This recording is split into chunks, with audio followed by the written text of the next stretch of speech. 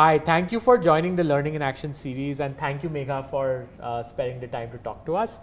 Super excited, and this is really a series between People Matters and upGrad Enterprise, and the idea is to give some learning nuggets and your experiences to learning leaders who are at this event. So let's get into your experiences, right? Very different than usual, but you focused on learning and development translating into DEI, right? Do you want to talk a little bit about that? I think as a D&I leader right now, as an Asia Pacific regional leader, I think the major part of the job which I do is, of course, changing mindsets and changing hearts and minds of people. And this has been a social conditioning which has happened for years and years, for like 20 years, 30 years, the way they behave, the way they react to certain situations. And I'm talking about behaviors, right? Everyday decision making of managers. And when I have to influence that, that is something which is the most hardest job, right? It's not a technical skill that you get the person in the room, teach them a job, and they continue to with the same job, right? But then this is about the way they think, the way they respond to situations. And I'm talking about how you speak to a colleague, how you probably shortlist a CV, how you even conduct the succession planning as well for your people. So all those important decisions, which is very, very important for anybody's career graph, and manager becomes really important in terms of taking those calls.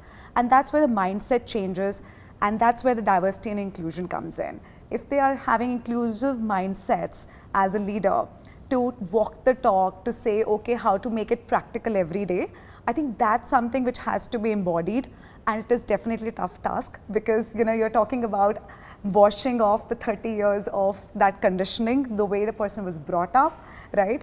And the person probably even the environment, etc., needs to be changed. But that happens only when you go and reiterate the same modules again and again, and it may require different technologies as well, like whether it could be virtual, whether it could be e-modules, it could be even emotional connect to be taken forward with your participants as well. So I feel that it's the most toughest job, to be honest, because ultimately they have to do the job on the ground and they should not go back to the same mold.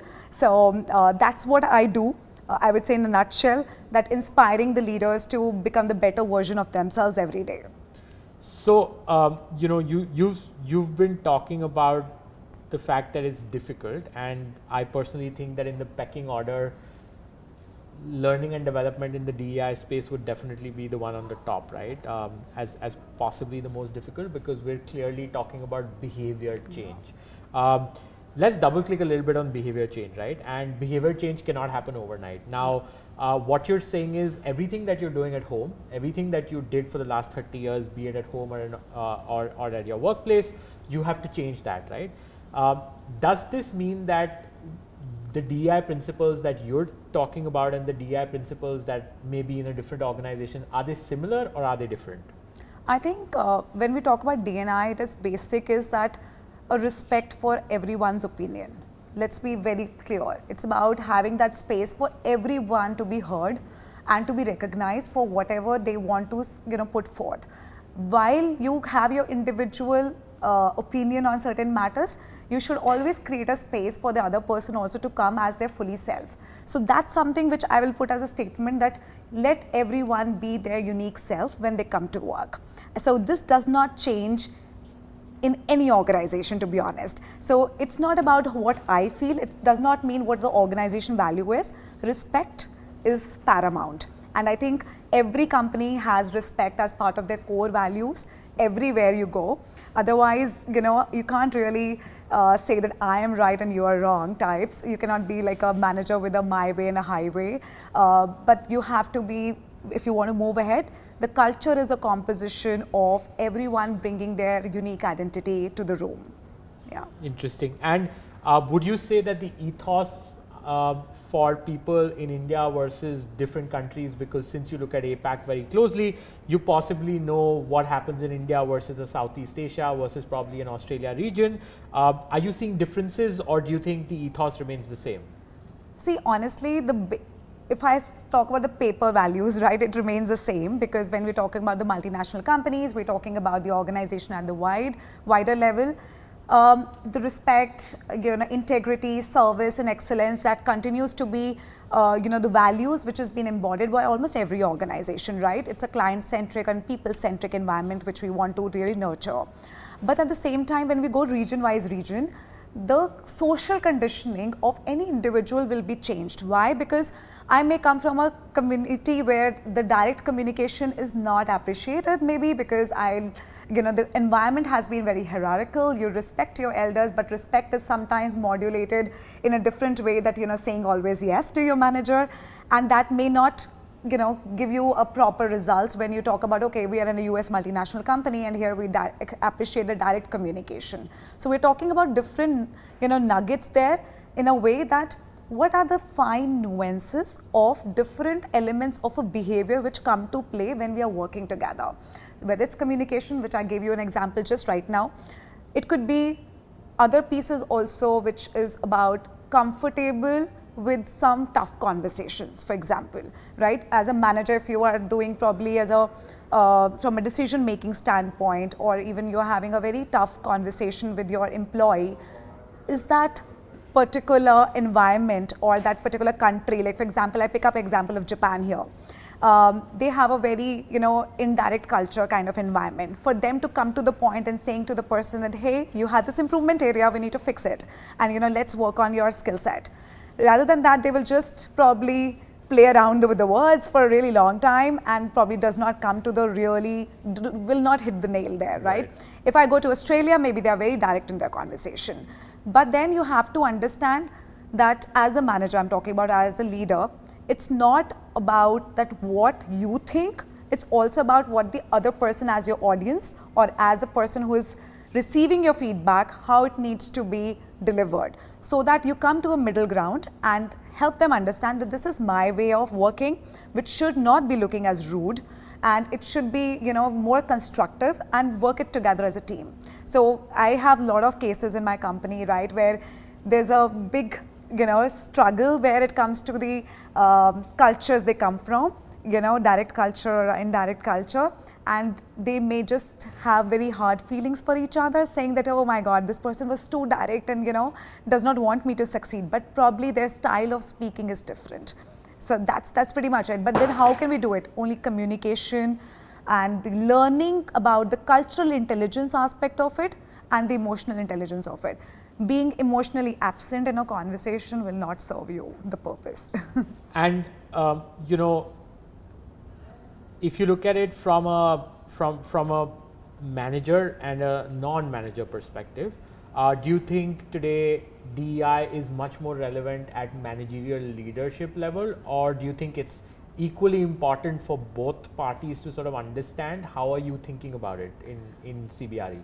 I think there is a very lack of information for now on the aspect of diversity, equity and inclusion. What does it mean? Everybody thinks it's about women, it's about giving the quota, it's just about creating seats and opportunities for some marginalized communities, but probably that's not. Let's delve deeper in a micro level. Even twins in a same house does not think the similar way. They have a very different abilities to respond to different situations. And when you ask this question about that, how does it work, and do you think it's relevant for manager or non-manager? I think it's relevant for everyone, and that's the reason why in our organization at CBRE, I think I saw this as a first time in any organization I've worked in last 15 years of my career, that every employee has a D&I goal. Because it's like a butterfly effect, right? So everybody is talking on the same tone. Even for example, I work in a real estate company. Even if a receptionist greets you or asks you your pronouns, you will have a better experience that, okay, this person is acknowledging and asking me how he or she should be addressed, rather than making assumptions or so your experience always start with the first step you take in an organization or in an office or maybe any space. Maybe whenever you go for a shopping, for example, you probably the first person you meet is the security guard or a receptionist or something. So everybody has to talk that tone, creating an environment for everybody to feel that, yes, this is the place where nobody will judge me. I am recognized the way I am. I don't have to change or fit in or change my colors. just to show off to people that, okay, I am fit for this job and I have to act in a certain way. But when we make it that everybody can access this opportunity, it is, for everyone, then the bias is all removed. And do you think it would be fair to then say that a DEI enabled zone is basically a non-judgment zone? Absolutely. Got it. Let's maybe talk a little bit about for learning leaders today, who are thinking about DEI, and it's probably prevalent in some companies, but a lot of companies have started to do that thinking. What would be the top 3 things that you think they should think about, and how do you think they should implement it within their organization? I think the biggest challenge currently the learning leaders are having, and I will quote a Financial Times research here, the chief learning officers have, after transformation, they have the biggest challenge right now is to understand how to implement diversity, equity and inclusion in the company. So that's the second biggest, by the way, in the survey that, where the chief learning officers are currently focusing on. So when we talk about that particular and how to crack the code is that while we want to create a scalable solutions to match and probably provide access to the masses so that we do not by mistake also do exclusion. So that's very important, that by mistake also nobody should be excluded for the programs which we are launching, and it is accessible for everyone, right, to develop their journey, their career and everything, right, but at the same time how it needs to be personalized with everyone's needs. As a woman, I probably will feel that I may need certain modules which will fit best in my career journey right now, but maybe that's not for somebody who is a fresher, right? So at a different career stages, I will have a different requirements of learning, I would say.